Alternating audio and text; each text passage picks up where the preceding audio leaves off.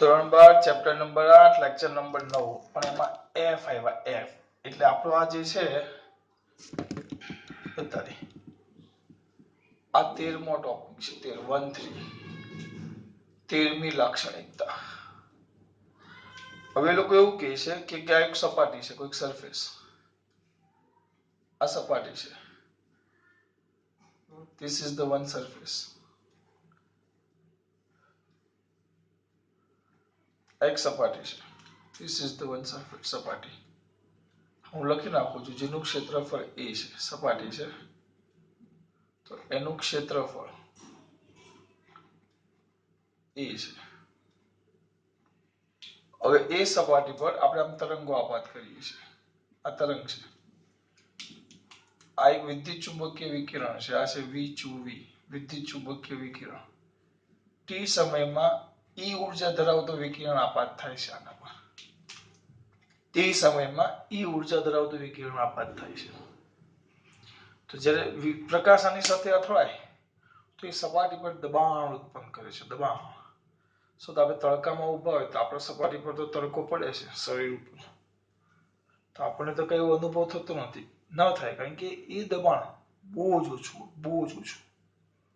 એટલે જો અહીંયા આપેલું છે વિદ્યુત ચુંબકીય તરંગો જ્યારે સપાટી સાથે અથડાય ત્યારે સપાટી પર દબાણ ઉત્પન્ન કરે છે જેને વિકિરણ દબાણ કહેવાય. વ્યાખ્યા કદાચ પૂછાય કે વિકિરણ દબાણ કોને કહેવાય તો શું આવશે આ વિદ્યુત ચુંબકીય વિકિરણ જ્યારે સપાટી પર અથડાય છે ત્યારે સપાટી પર શું ઉત્પન્ન કરે દબાણ એટલે વિદ્યુત ચુંબકીય વિકિરણોને કારણે સપાટી પર લાગતા દબાણને વિકિરણ દબાણ કહેવાય.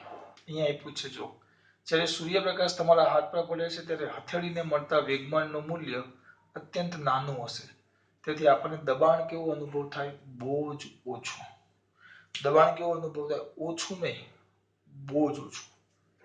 એ આવી ગયું. સૌપ્રથમ અમેરિકન બે વૈજ્ઞાનિક હતા અમેરિકન એક હતો નિકોલ્સ અને બીજો હતો હલ તો આ બે વૈજ્ઞાનિકે દબાણ શોધ્યું ક્યારે 1903માં તો એ દબાણ મેળવ્યું જો 1 મીટરની સપાટી પર 1 મીટર સ્ક્વેરના ક્ષેત્રફળ પર દબાણ કેટલું હતું સૂર્યપ્રકાશને કારણે 7 × 10⁻6 ન્યૂટન એટલે 0.0000007 એટલે બહુ જ ઓછું દબાણ એટલે આપણને એનો અનુભવ થતો નથી. 1903માં અમેરિકન બે વૈજ્ઞાનિક હતા નિકોલ્સ અને હલ અને દબાણ શોધ્યું 1 મીટર સ્ક્વેર પર કેટલું બળ લાગે 7 × 10⁻6 ન્યૂટન જેટલું બળ લાગે 1 મીટર સ્ક્વેર ઉપર એટલે બહુ ઓછું લાગે દબાણ ઓછું. હવે આકૃતિમાં આપ્યું છે તો આકૃતિમાં દર્શાવ્યા અનુસાર એક સપાટી છે એમાં ટી સમયમાં આપાત થતી ઉર્જા કેટલી છે યુ છે પણ હું હંમેશા ઉર્જાને યુ નહીં કહીશ ઈ જ કહીશ એનર્જીમાં ઈ હોય તો અને ઉર્જા સંપૂર્ણપણે આ શોષી લે તો સપાટીને મળતું વેગમાન P = E/c અહીંયા ડાયરેક્ટ આપ્યું છે. કેમ આપ્યું છે હું તમને સમજાવીશ જોજો. આપણી પાસે પેલું આઈન્સ્ટાઈનનું સૂત્ર યાદ હશે આઈન્સ્ટાઈન આ જૂની ચોપડીમાં આ બધું હતું એટલે ચલાવશો એટલે દાખલામાં કામ આવતું E = mc². તો E ના E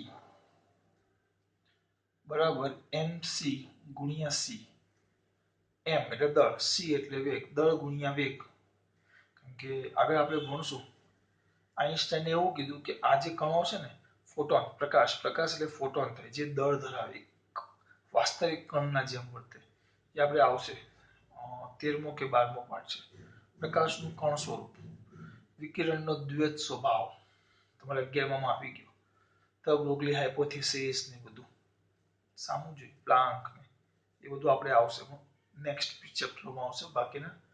Therefore E is equal to mc into c પણ m એટલે દળ c એટલે વેગ તેને વેગમાન કહેવાય તો E is equal to pc. Therefore વેગમાન P is equal to E/c આ ઉર્જા હતી એના પરથી આપણને આ વેગમાન મળ્યું. અહીંયા એ સૂત્ર ડાયરેક્ટ લખી નાખ્યું જો તમે ઈઝીલી જોઈ શકો છો આ ભાગમાં વેગમાનનું સૂત્ર ડાયરેક્ટ લખી નાખ્યું છે. વેગમાનનું સૂત્ર કેવું લખેલું છે ડાયરેક્ટ પણ આપણે થોડુંક સમજાવવાનો પ્રયત્ન કરીએ ડાયરેક્ટ નો લખાય. અહીંયા મેં સાબિત કર્યું વેગમાન P = E/t વેગમાન P = E/t. હવે ન્યૂટનની ગતિનો બીજો નિયમ કે પદાર્થના કણમાં થતો વેગમાનમાં થતો ફેરફાર તેના પર લાગતા બાહ્ય બળ જેટલો હોય છે. એટલે આપણને આવું સૂત્ર મળે. બળ F is equal to P by T. P small એટલે વેગમાન આવશે P by T. P એટલે E by C into T બળ F. ગતિના બીજા નિયમ લાગતું બળ. ગતિના બીજા નિયમ પરથી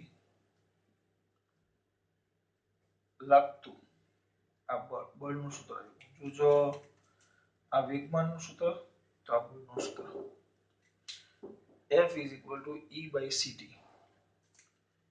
તો એક આપણે આનું ક્ષેત્રફળ કેટલું છે A, તો એક ક્ષેત્રફળની સપાટી પર લાગતું દબાણ હું એને કેપિટલ P કહું છું. Capital P.